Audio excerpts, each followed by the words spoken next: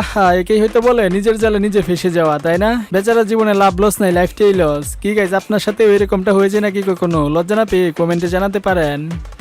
ওকে, hello everyone, আবারও আপনাদের হাসাতে চলে আসলাম মুস্তির বাঙালির মজার একটি পর্ব নিয়ে। তো প্রতিবারের মতো ইচ্ছা মতো মজা নিতে পুরো ভিডিওটি দেখতে থাকুন। তাহলে চলুন শুরু করা যাক। হ্যালো,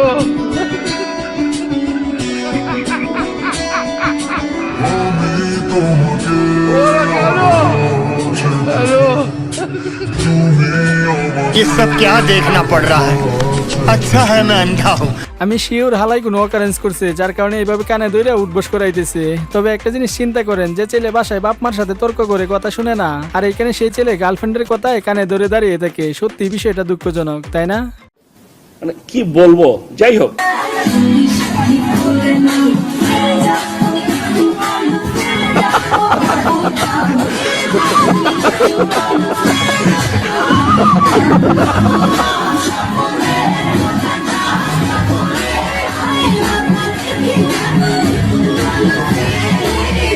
সুন্দরী মেয়েদের নাচ দেখে ক্যামেরাম্যান ফর্মে চলে গিয়েছে। যাই হোক, এই মেয়ের নাচ দেখে কে কে ক্রাশ খেয়েছেন কমেন্টে হাত তুলতে পারেন।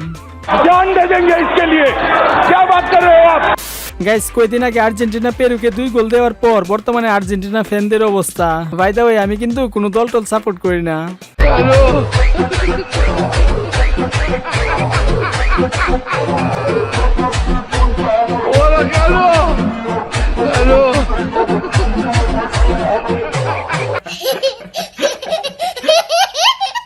গাইস, কালকে পরীক্ষা, প্রচুর পড়াশোনা করতে হবে।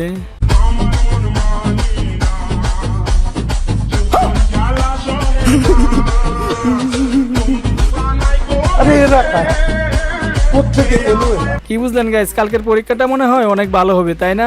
যাই হোক, আপনাদের ফ্রেন্ড সার্কেলের মাঝে এটা কার কাজ হতে পারে তাকে হালকা করে কমেন্টে মেনশন করে যান। আমার সাথে দেখুন, আমি মোহাম্মদ শাহুল ইসলাম সাহেব, উপস্থিত সাক্ষীগণের সামনে দেনমোহর 2 লক্ষ 1 টাকা ধার্য করিয়া নগদ অলঙ্কার বাবদ দুসুর 20,000 টাকা বুঝাইয়া দিয়া মরিয়াম আক্তার সাহেবকে আমার স্ত্রী হিসাবে কবুল করিয়া নিলাম। শুনছেন সবাই? জি, আলহামদুলিল্লাহ, আলহামদুলিল্লাহ, আলহামদুলিল্লাহ। বাইরে কি করলাম জীবনে, পুলার উঠে নাই দাড়ি, পেয়ে গেল নারী, আর আমার উঠে গেছে দাড়ি, পাশে নাই কোনো নারী। জীবনটা বাপ্পারাজের মতো হয়ে গিয়েছে। যাই হোক, আমার আপনার বাবা মা কি এইগুলা দেখে না? জানি না। আম্মা গো আম্মা, কি হলো একদিনের আসরে বৌড়ামলো, সকালে আমি করেছি বিয়া, আমার কপালে হাসিল আম্মা আম্মা। আমি শিওর মোবাইলের ভিতর কোনো গাবলা আছে, জান যাবে মরলে মরবে, কিন্তু মোবাইল দেখতে দেবে না। এই হলো আজকালকার প্রেম। এজন্যই আমি কোনো প্রেম টেম করি না। সিঙ্গেল লাইফ ইজ বেস্ট, প্যারা নাই, চিল।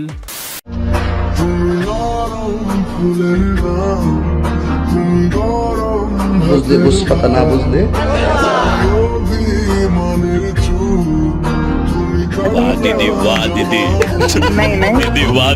বোনরে আর কান্না করতে হবে না, তোর সরকারি চাকরি কনফার্ম, এতে কোনো সন্দেহ নাই। তবে আমি চিন্তা করতেছি পিছনে দাঁড়িয়ে থাকা মেয়েটার কথা, সে এই নাটক সহ্য করলো কিভাবে? এই জায়গায় আমি হলে তো হাসতে হাসতে কাপড় চোপড় নষ্ট করে ফেলতাম। সবাই বলে মেয়েদের বুদ্ধি নাকি হাঁটুর নিচে। আপনি কি মানেন হাঁটুর নিচে নাকি? না, নিচে না, কোথায়? হাড় নিচে কেন থাকবে? মাথায় থাকবে। মাথায় থাকে? হ্যাঁ। আচ্ছা, দেখি আপনার ব্রেনটা কি মাথায় আছে কিনা, এটা পরীক্ষা করি তাহলে। হ্যাঁ, হ্যাঁ। ধরেন আপনি একটা রেসে নামছেন, ঠিক আছে? রেস দৌড়াচ্ছেন, আপনি সেকেন্ড ম্যানকে ক্রস করেছেন, আপনার পজিশন কত নাম্বারে থাকবে? রেসে আপনি সেকেন্ড ম্যানকে ক্রস করেছেন, আপনার পজিশন কত নাম্বারে থাকবে? 1 নম্বরে থাকবে। 1 নাম্বারে থাকবে? হ্যাঁ। কি বলছিস তুই? এটাই? হ্যাঁ। এজন্য তো বলে সবাই মেয়েদের বুদ্ধি হাঁটুর নিচে। মেয়েদের বুদ্ধি যে হাঁটুর নিচে থাকে সেটা আবারও প্রমাণ হয়ে গেল। যাই হোক, উত্তর যেমনই হোক না কেন, মেয়েটা দেখতে কিন্তু অনেক কিউট আছে, তাই না? হায় হায়।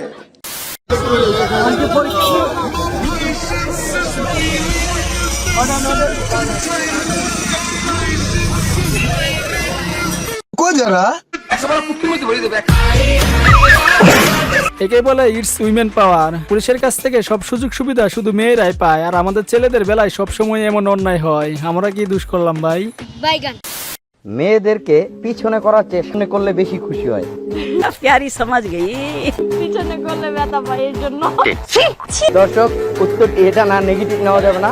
উত্তরটি আপনাদের জানা থাকলে অবশ্যই কমেন্ট বক্সে কমেন্ট করবেন। যেমন প্রশ্ন তেমন উত্তর। আপুটি মনে হয় ওইসব সম্বন্ধে ভালো জানে, না হলে এইভাবে ডিরেক্টলি এরকম উত্তর দেওয়ার কথা নয়। তবে এটা সঠিক উত্তরটি কি হবে কেউ জেনে থাকলে কমেন্টে জানাতে পারেন। গাইজ, আমরা বাঙালিরা এত কিউট কেন? দেখুন জামাই বউকে কিভাবে টিকটক ভিডিও শুট করে দেয়।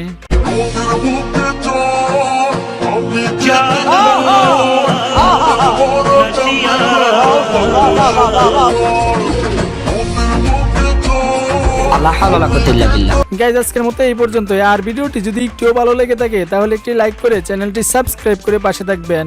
সবাই ভালো থাকবেন, ধন্যবাদ।